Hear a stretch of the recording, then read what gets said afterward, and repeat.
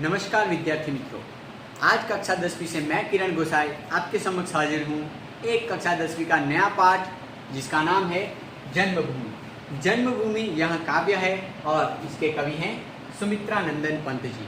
तो चलिए समय का पूर्ण उपयोग करते हैं और सबसे पहले हम कवि परिचय जानते हैं। इस काव्य में क्या आने वाला है उसकी बात करते हैं। आप नोटबुक पेन अपने साथ में रखना, लिखते रहना। तो शुरू करते हैं हमारा यह पाठ जन्मभूमि। चलिए, जन्मभूमि मित्रों, यहाँ पर आप देख सकते हैं मैंने बोर्ड वर्क किया है, वही बात पुस्तक में दी गई है, आप अच्छे से देख पाओ इसके लिए मैं इसे जूम भी करता हूँ, ठीक है। और एक बार मैं पढ़ भी लेता हूँ। कक्षा 10 विषय हिंदी, पाठ 7 जन्मभूमि, काव्य 7 जन्मभूमि, जिसके लेखक सुमित्रा नंदन पंत जी। चलो सबसे पहले हम कवि परिचय जानते हैं। 2 मार्क के प्रश्न कवि परिचय में से आ सकते हैं, इसलिए हमें इस पर ध्यान देना जरूरी है। सुमित्रा नंदन पंत जी, जिनका जन्म कोसानी गांव अल्मोड़ा उत्तराखंड में सन 1900 में हुआ था। उनकी साहित्य रचना है वीणा, ग्रंथि, पल्लव, ग्राम्या, गुंजन, युगांत युगवाणी, युगपत, मधुज्वाल, कला और बूढ़ा चांद और भी कई सारे उन्होंने नाटक, कहानी और उपन्यास लिखे हैं। और बात करते हैं कि उनके पुरस्कारों की। तो मित्रों याद रखिए, ये भी परीक्षा में पूछा जाता है, बराबर। तो कौन कौन से पुरस्कार मिले हैं वो भी आपको बता देता हूँ। साहित्य अकादमी पुरस्कार मिला, कौन सी रचना के लिए मिला? कला और बूढ़ा चांद। दूसरी यहाँ पर उनकी एक रचना है, उनको दूसरा पुरस्कार सोवियत भूमि नेहरू पुरस्कार किस रचना की वजह से मिला? लोकायतन के लिए मिला। और एक है ज्ञानपीठ पुरस्कार, चिदम्बरा की रचना चिदम्बरा रचना के लिए उनको ज्ञानपीठ पुरस्कार मिला है। चलो और भी है मेरे पास कुछ पीपीटी उन पर बनाई हुई, देखते हैं। देखिए मित्रों, ये हैं हमारे कवि सुमित्रा नंदन पंत जी, बराबर। इंटरनेट के माध्यम से हमें बहुत सारी जानकारी मिलती है, वो यथा शक्ति मैंने प्रयास किया है। हिंदी साहित्य के महान कवि सुमित्रा नंदन पंत का जीवन परिचय जो हमने अभी संक्षिप्त में पुस्तक में दिया है वो पढ़ लिया है। अब देखते हैं उनकी कुछ रचनाएं जिनकी छवि मुझे मिली है। ग्राम्या, पल्लव, गुंजन, बराबर। और भी है, हाँ देखो, साहित्य अकादमी पुरस्कार, उनको एक पुरस्कार मिला साहित्य अकादमी पुरस्कार। और किस रचना के वजह से मिला? तो कि कला और बूढ़ा चांद। उनको फिर ज्ञानपीठ पुरस्कार भी मिला, किस रचना की वजह से मिला? चिदम्बरा उनकी इस रचना की वजह से उनको यह पुरस्कार मिला। और भी एक पुरस्कार है जो उनको मिला था, वो था सोवियत भूमि नेहरू पुरस्कार। सोवियत भूमि नेहरू पुरस्कार जो उनकी लोकायतन रचना के कारण उनको मिला है। चलो अब हम बात करते हैं हमारे इस काव्य की, जन्मभूमि। समझते ये जन्मभूमि क्या है? हम भाई जन्म धारण करते हैं, जिस भूमि पर हम जन्म धारण करते हैं उस भूमि को हम हमारी जन्मभूमि कहेंगे। अब हमारी जन्मभूमि कौन है? तो हमारी जन्मभूमि भारत है, इसलिए जन्मभूमि भारत माता के लिए यह काव्य सुमित्रा नंदन पंत जी ने लिखा है। क्या लिखा है? बहुत कुछ लिखा है, देखना है हमें। चलिए,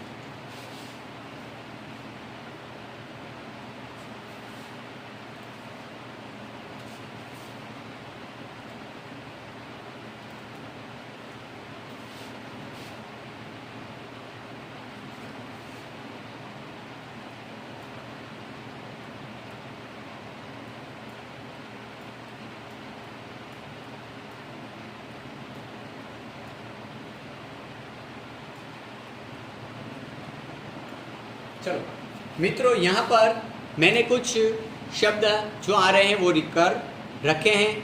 आप इसे स्क्रीनशॉट भी ले सकते हैं, जिसके कारण इसमें से प्रश्न पूछे, व्याकरणिक प्रश्न बने तो भी आप लिख सकते हैं। चलिए, अब मैं उस पाठ की बात करता हूँ जो हमें काव्य की बात करता हूँ, ये है। चलो, तो क्या लिखा है मैं एक बार उसे आपके समक्ष प्रस्तुत कर देता हूँ। क्या है? देखिए मित्रों, जननी जन्मभूमि प्रिय अपनी, जो स्वर्गादपि चिर गर्यसी। जननी जन्मभूमि प्रिय अपनी दिखता है, अच्छा ठीक है। जननी जननी जन्मभूमि प्रिय अपनी, जो स्वर्गदापी चीर गरियसी, जिसका गौरव भाल हिमाचल, स्वर्णधरा हस्ती चीर श्यामल, ज्योति ग्रथित गंगा यमुना जल, वह जन जन के हृदय में बसी। यहाँ पर बात करते हैं हमारे भारत की, और भारत की विशेषता बताई है। कवि ने पहली पंक्ति लिखी है, जननी जन्मभूमि प्रिय अपनी। जननी अर्थात माता, जन्मभूमि जहाँ पर हम जन्म धारण करते हैं वो हमारी भूमि, जन्मभूमि। तो कहते हैं माता और जन्मभूमि मुझे स्वर्ग से भी ज्यादा अच्छी लगती है। जननी और जन्मभूमि हमें स्वर्ग से भी ज्यादा अच्छी लगती है, ये स्वर्ग से भी महान है। यह वाक्य भगवान श्री राम ने भी कहा था। क्या कहा था कि माता और मातृभूमि तो मुझे स्वर्ग से भी ज्यादा प्यारे लगते हैं। बराबर, चलो आगे बढ़ते हैं। अब इसमें और क्या कहा है, जिसका गौरव भाल हिमाचल, जिसका गौरव भाल हिमाचल। तो भारत का गौरव किसे बताया, हिमाचल को, हिमालय को। बराबर ने, सबसे ऊपर होता है हिमालय के वो। तो भारत का गौरव किसे कहा है, हिमाचल प्रदेश को कहा है, हिमालय को कहा है। बाल अर्थात क्या, मस्तक, है ना। पर्वतराज विराट है हमारा हिमालय, जो पूरे विश्व में ऐसा कहीं नहीं है, सिर्फ भारत के पास है। फिर कहते हैं स्वर्णधरा हस्ती चीर श्यामल। तो भारत की धरती कैसी है, स्वर्णधरा, सुनहरी है ना। कुछ पंक्तियां याद आती है, कह देता हूं आपके सामने। हाँ, धरती सुनहरी अंबर नीला, हर मौसम रंगीला, ऐसा देश है मेरा। यहाँ पर बात करते हैं भारत की धरती कैसी है, सुनहरी धरती है, और वो हमेशा मुस्कुराती रहती है, प्रफुल्लित है, आनंदित है। यहाँ पर बसने वाले व्यक्ति को वो खुश करती है, उपजाऊ है। बराबर, तो यहाँ पर रहने वाले सभी को का वो भरण पोषण करती है और सबको प्रसन्नता से रखती है। ऐसी हरी भरी धरती भारत की है। यहाँ स्वर्ण अर्थात सुनहरी, हस्ती अर्थात प्रफुल्लित रहती है, और श्यामल का अर्थ है हरी भरी। अनाज, जो अनाज उत्पन्न करती है, उपजाऊ है। तो भारत की ऐसी धरती है, उसकी बात की गई है। फिर बात करते हैं भारत की, ज्योति ग्रथित गंगा यमुना जल। ज्योति ग्रथित मतलब के ज्योति से गुथा हुआ, किसका पानी, गंगा और यमुना का पानी। जल अर्थात पानी, तो किस नदी का पानी, किस नदी का पानी ज्योति ग्रथित है। तो यहाँ पर गंगा और यमुना नदी का जल ज्योति ग्रथित है। अब क्या उसमें ज्योति ग्रथित मतलब तेजोमय, प्रकाशमय, कोई विशेष शक्ति है उसमें, ऐसा पानी है। और हम जानते ही हैं भारत की सबसे पवित्र नदी गंगा को माना जाता है।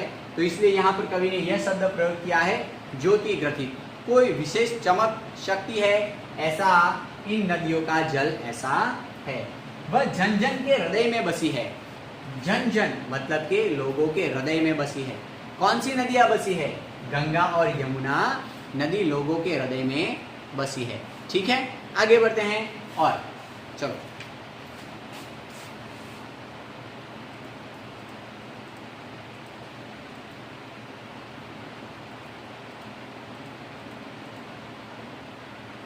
हमने यहाँ पर देखा कि भारत माता की बात कर रहे हैं, जन्मभूमि की बात कर रहे हैं, और भी सारे शब्द आएंगे। फिर यहाँ पर भारत का गौरव किसे कहा गया, हिमालय को। यहाँ पर मैंने आपको ले जाता हूँ हिमालय की यात्रा पर। यहाँ भारत का भाल किसे कहा गया है, हिमालय के पर्वत को भारत का भाल कहा गया है। ये है हमारा भारत, भारत माता, और वही हमारे लिए सब कुछ है।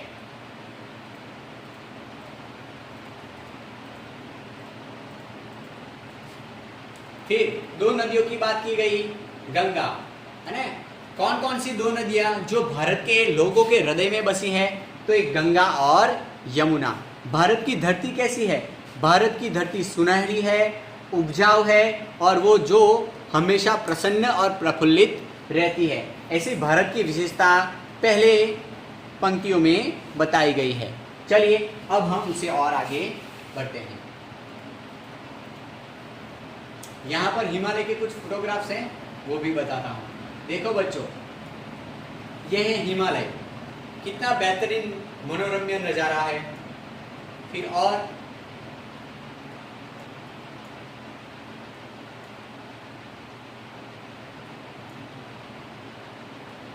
इसे देखेंगे हम, है ना।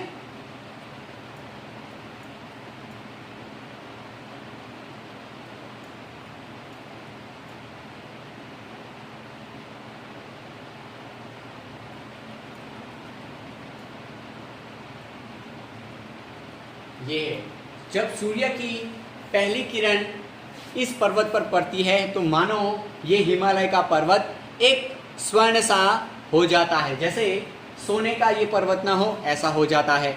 और ऐसा सिर्फ भारत के पास ऐसा हिमालय है, इसलिए इसे भारत का गौरव भी कहा गया है। और भी है बहुत सारे व्हाट्सएप के नेट के माध्यम से जो मुझे कुछ चित्र मिले हैं।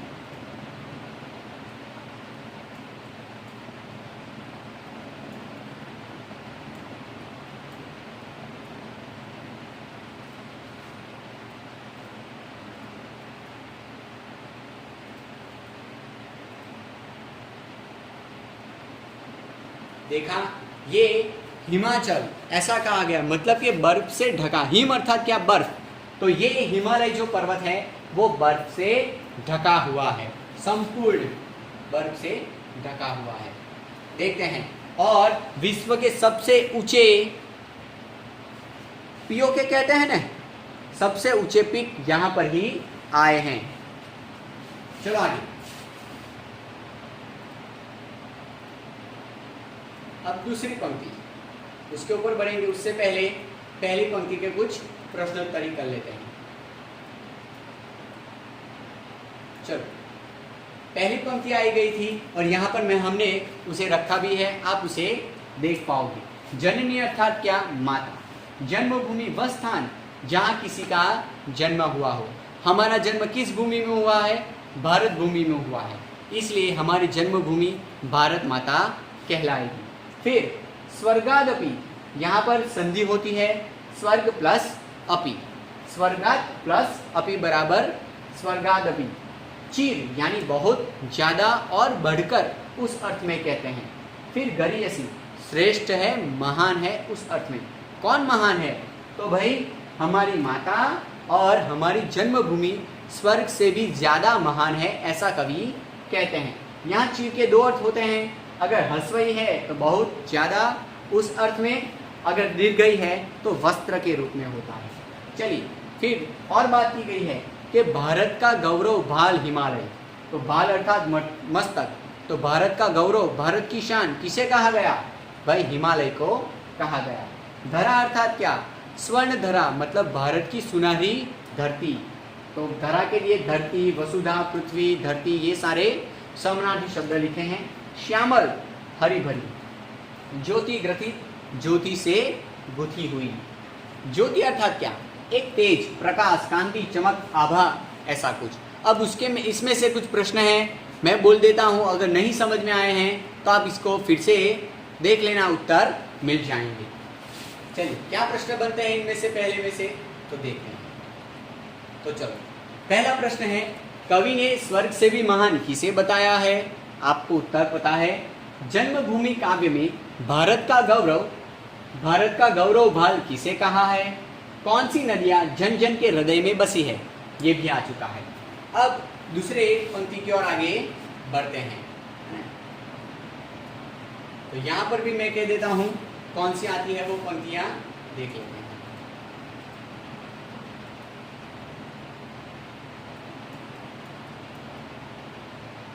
हाँ, अब दूसरी पंक्ति है जिसे हम पढ़ते हैं। जिसे राम लक्ष्मण और सीता बना गए पद धूलि पुनीता। जहां कृष्ण ने गाई गीता, बजा अमर प्राणों में वंशी। यहाँ पर बात करते हैं कि भारत में किन किन महापुरुषों की बात हो गई। तो यहाँ पर राम, लक्ष्मण और सीता, जिनके जन्म के कारण भारत भूमि पवित्र हो गई है।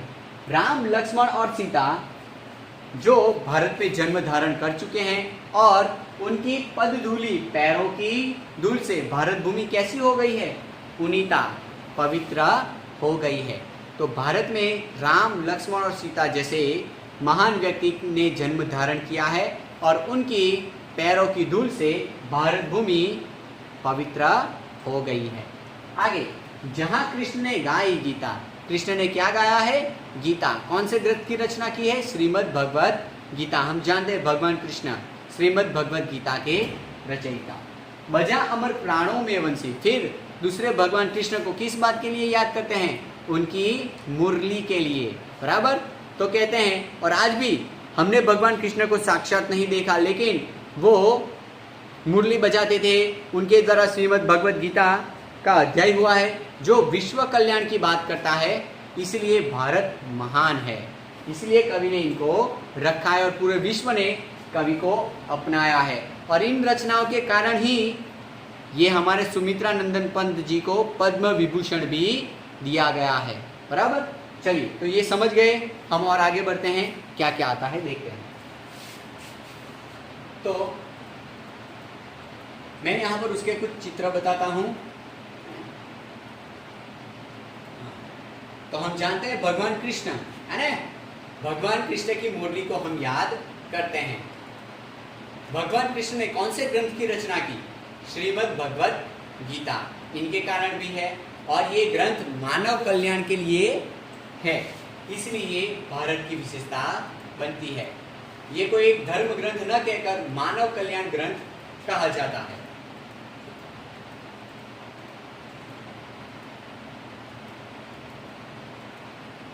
फिर यहाँ पर मैंने और भी एक बात की है, राम, लक्ष्मण और सीता, बराबर। यहाँ सीता माता नहीं है, ये अहल्या है। हम और भी बात करेंगे, बराबर। चलिए,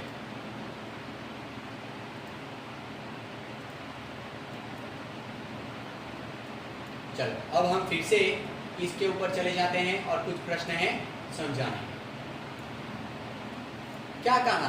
पैरों की धूल, पद धूली, पैरों की धूल।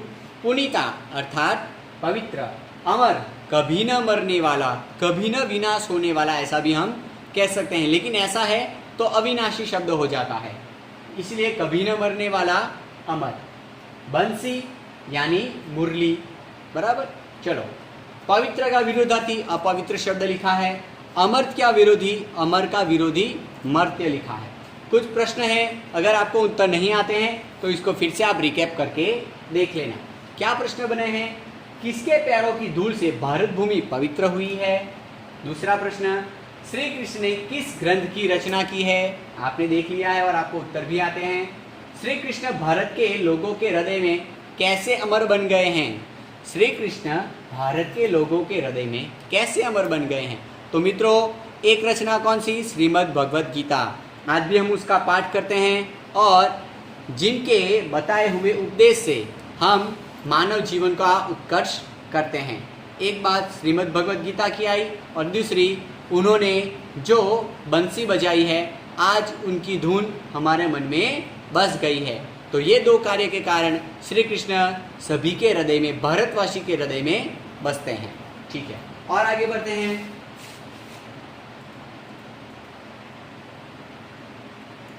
हम तीसरी पंक्तियों के ऊपर चलते हैं। सावित्री राधासी नारी, सावित्री राधासी नारी, उतरी आभा देही प्यारी। शिला बनी तापस्सु कुमारी, जड़ता बनी चेतना सरसी। किस किस की बात करते हैं? आगे बात कर ली। अब इसमें सावित्री, मित्रों यहाँ पर मैं और एक छवि बताने वाला हूँ। सावित्री, वट सावित्री की पूजा करते हैं ना, तो भारत में यहाँ एक नारी हो चुकी थी जो अपने पति के प्राण यम से वापस लेकर आई थी। ऐसी नारी सती सावित्री, उसकी बात की गई है, बराबर। जो अपने पति के प्राण यम से भी वापस लेकर आई थी, ऐसी महान नारी भारत में हो चुकी है। राधा को आप जानते ही हैं, श्री कृष्ण के साथ उनका नाम पहले जोड़ा जाता है। कृष्ण तो महान है ही, लेकिन कृष्ण से भी महान राधा का त्याग है, इसलिए हर बार राधा का नाम आगे आता है। जैसे कि राधे कृष्ण, राधे श्याम, बराबर ने, तो ऐसे तो ये भी है, उनके त्याग के कारण राधा हमारे सामने है। फिर उतरी आभा देही प्यारी, आभा देही मतलब कि उनके शरीर में एक विशेष प्रकार की चमक थी, उनमें विशेष प्रकार के गुण थे, जिसके कारण वो लोगों को प्रेरणा देती रहती है। तो भारत में ऐसी महान नारियां सावित्री, राधा अलग गुणों से, अलग प्रकार की शक्तियों से, अलग प्रकार के तेज से जन्मी थी और अपने कर्मों से लोगों को ऊर्जा, लोगों को उपदेश और क्या कहें प्रेरणा देती रहती है। ऐसी महान नारी की बात की है। और भी कुछ है, शिला बनी तापस्सु कुमारी। शिला अर्थात क्या, मतलब चट्टान, छोटा पत्थर, लेकिन कितना, इतना छोटा नहीं, वो तो कंकर होगा। यहाँ पर बात करते हैं पर्वत होते हैं और पर्वत के बड़े बड़े पत्थर होते हैं, तो वहां पर शिला अर्थात छोटा सा पत्थर, लेकिन कितना, ये कुर्सी के जितना या फिर इतना बड़ा पत्थर हम कह सकते हैं। चलो, तो शिला अर्थात पत्थर का बड़ा टुकड़ा। चलो ठीक है, चट्टान, ओके। शिला अर्थात चट्टान, चट्टान बनी तापस सुकुमारी, मतलब शिला बनी तापस, तापस अर्थात तपस्या करने वाली। कौन, सुकुमारी, एक बहुत ही अच्छी कोमल अंगों वाली सुकुमारी क्या बन गई, अचानक पत्थर बन गई। जड़ता बनी, जड़ अर्थात निर्जीव बन गई। कैसे निर्जीव बन गई, जड़ता बनी चेतना सरसी। मित्रों आप जानते हैं मैं किसकी बात करता हूँ, भारत कक्षा 9 में आपने पढ़ा था भगवान राम ने किसका उद्धार किया था अपने चरण स्पर्श से, अहल्या का। तो यहाँ पर अहल्या की बात की गई है। ये भी एक पत्नीव्रता नारी थी और पति के श्राप के कारण वो अचानक पत्थर की मूर्ति, पत्थर बन गई थी। भगवान राम के चरण स्पर्श से वो वापस चेतना में आ गई थी, बराबर, पुनर्जीवन उसे मिल गया था। यहाँ पर ये शब्द लिखे हैं, तो कौन सी नारियों की बात की गई है इसमें, सावित्री, राधा, अहल्या, बराबर, उनकी बात की है, जो गौतम ऋषि के कारण, श्राप के कारण वो अचानक पत्थर बन गई थी और भगवान राम के चरण स्पर्श से वो फिर से चेतन बन जाती है, मतलब प्राणवान बन जाती है। श्राप के कारण निर्जीव बन गई थी और भगवान श्री राम के चरण स्पर्श से वो फिर से प्राण युक्त बन जाती है। ठीक है,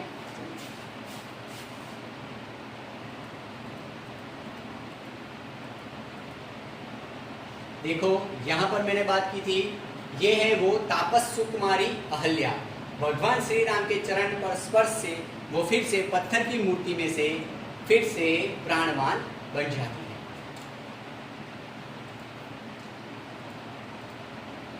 ये आती है वट सावित्री कथा। हम सावित्री का नाम इस तरह से नहीं जानेंगे, लेकिन वट सावित्री कथा, वट सावित्री का त्योहार जानते ही हैं। भारत की हर महिला, भारत की ज्यादातर महिला यह वट सावित्री का व्रत करती है, जो अपने पति के दीर्घ आयु के लिए होता है। और यह सावित्री ने, सती सावित्री ने अपने पति के प्राण यम से वापस लाई थी, इसलिए ये बहुत महान नारी हो चुकी है। ठीक है, फिर राधा आप जानते ही हैं, श्री कृष्ण की दीवानी। चलिए,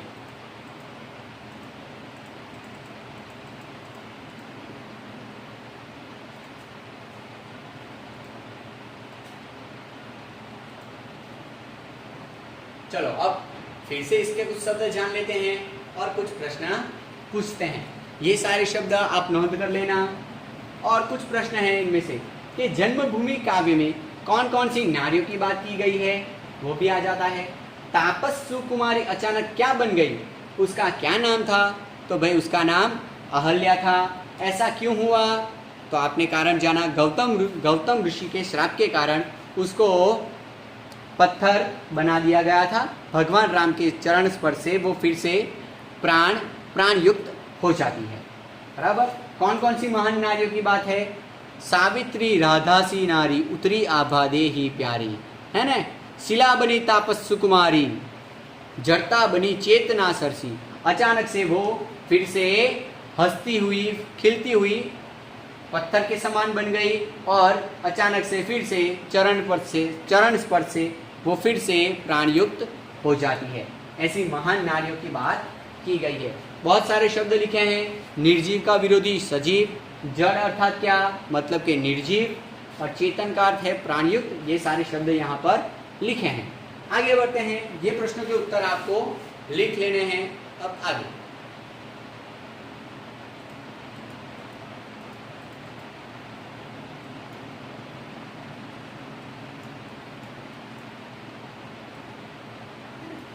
अब भारत की बात करते हैं। भारत में शांति निकेतन जहां तपोवन, शांति निकेतन जहां तपोवन।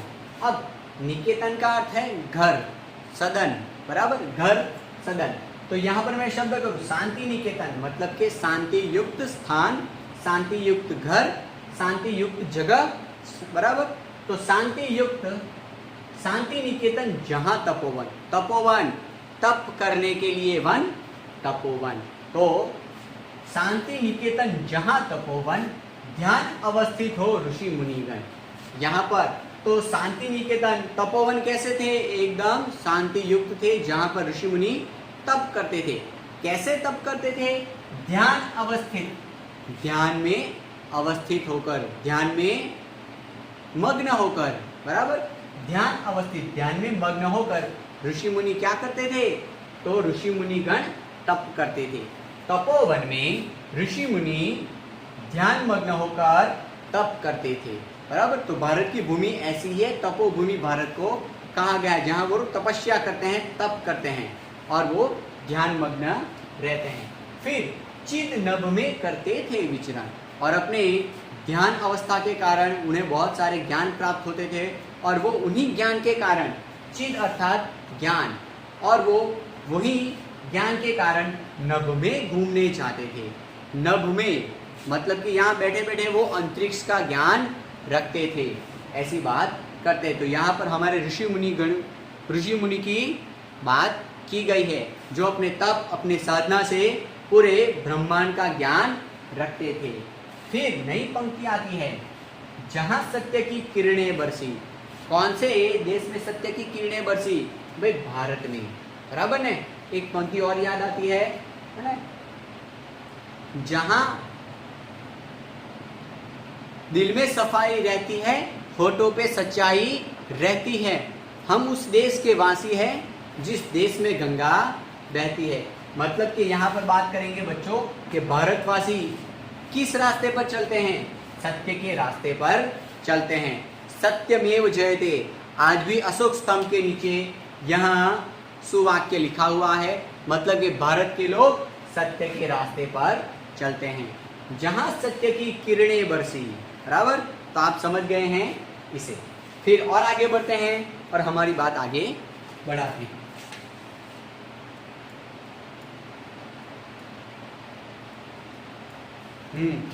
अब बहुत अच्छी बात है, देख लेते हैं दुनिया की बात और भारत की बात। अब भारत की बात की, अब दुनिया की भी बात थोड़ी बहुत करेंगे। आज युद्ध जर्जर जग जीवन, आज युद्ध जर्जर जग जीवन, जग अर्थात क्या, पूरा संसार, दुनिया कैसी हो गई, आज जग जीवन युद्ध जर्जर हो गया है। युद्ध जर्जर, युद्ध के कारण नाशवंत हो गया है, नाश हो जाए ना, ऐसा हो गया है, या फिर टूटा फूटा जीर्ण शीर्ण हो गया है, बराबर। आज युद्ध के कारण पूरा संसार तबाही की ओर जा रहा है, बराबर ने। आए दिन युद्ध हो रहे हैं, एक राज्य से एक राष्ट्र दूसरे राष्ट्र पर, तो युद्ध के कारण ऐसा हो रहा है। आगे, पुनः करेगा मंत्रोच्चारण, पुनः फिर से मंत्रोच्चारण, मंत्र प्लस उच्चारण, फिर से मंत्र उच्चारण करेगा। कौन मंत्र उच्चारण करेगा, देखते हैं। वह वसुधैव बना कुटुंबकम। तो भारत का, मुझे पता है जब बीएड में था तो हमारे साथ पढ़ने वाले एक शिक्षक मित्र ने संस्कृत के ऊपर व्याख्यान दिया था, तो उन्होंने पीपीटी बनाई थी, my idea of India, Narendra Modi के द्वारा जो एक स्पीच थी, और उन्होंने सभी श्लोक संस्कृत के लिए थे, और नरेंद्र मोदी जी कौन से शब्द बोल रहे थे, यही संस्कृत के, माय आइडिया ऑफ इंडिया वसुधैव कुटुंबकम, माय आइडिया ऑफ इंडिया। फिर बात करते हैं सर्वे सुखिनः भवन्तु सर्वे सन्तु निरामया। तो यहाँ पर बात करते हैं भारत के लोग के हृदय में ऐसी है, भारत सिर्फ अपनी नहीं पूरी दुनिया की सोचता है। क्या कहता है ये? वह वसुधैव बना कुटुंबकम, वसुधा अर्थात पृथ्वी। तो यहाँ पर पृथ्वी पर बसने वाला प्रत्येक व्यक्ति, पूरी पृथ्वी हमारा क्या है? कुटुंब है, परिवार है, हमारी फैमिली है।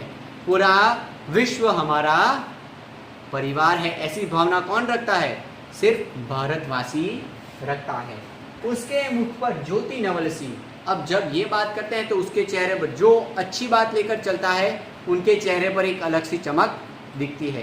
तो यहाँ पर कवि ने कहा है कि हम भारतवासी हैं, भारत की ये विशेषता है, भारत की ये संस्कार है, इसलिए मुझे जननी जन्मभूमि प्रिय अपनी, इसलिए मुझे मेरी माता और मेरी जन्मभूमि मुझे स्वर्ग से भी ज़्यादा अच्छी लगती है। मेरे लिए तो ये स्वर्ग से भी ज़्यादा महान है। ठीक है, तो यहाँ पर हमारी जन्मभूमि हमारे लिए स्वर्ग बन जाती है, स्वर्ग से भी महान बन जाती है। चलिए, इसके भी कुछ प्रश्न होंगे, मैं फिर से वो बोर्ड वर्क के ऊपर आता हूँ, देख लीजिए।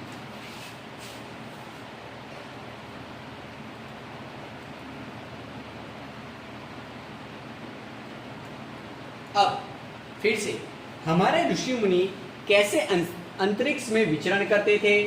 तो वो तपोवन में ध्यान अवस्था में रहकर अपने ज्ञान से अंतरिक्ष में नभ में विचरण करते थे। तपोवन में ऋषि मुनि किस अवस्था में बैठे रहते थे? ध्यानावस्थित, ध्यान अवस्था में वो बैठे रहते थे। भारत में सत्य की किरणें बरसी, इसका अर्थ स्पष्ट कीजिए, समझाना होगा। भारत के लोग सत्य के रास्ते पर चलते हैं, बराबर। यहाँ और भी आप बहुत कुछ उदाहरण अपने लिख सकते हैं। आगे अब ये आखिरी पंक्ति है जो हमें, युद्ध जर्जर। तो आज पूरा संसार कैसा हो गया है? तो भाई युद्ध से कमजोर हो चुका है, जीर्णशीर्ण हो चुका है, टूटा फूटा हो चुका है। जग जीवन, संसार का जीवन, जग का जीवन। पुनः फिर से मंत्रोच्चारण, संधि है, मंत्र प्लस उच्चारण। वसुदेव, वसुधा प्लस एव। What is the meaning of वसुधा? वसुधा मतलब पृथ्वी, अवनी धरती। अब कुटुंब अर्थात परिवार, फैमिली। नवल, नई, नवीन, अलग प्रकार की सद्भावना युक्त। यहाँ पर बात की गई, जो भारतवासी कौन सा श्लोक उच्चारण करेंगे, कौन सा मंत्र उच्चारण करेंगे? तो भाई वसुधैव कुटुंबकम, ऐसी भावना रखेंगे।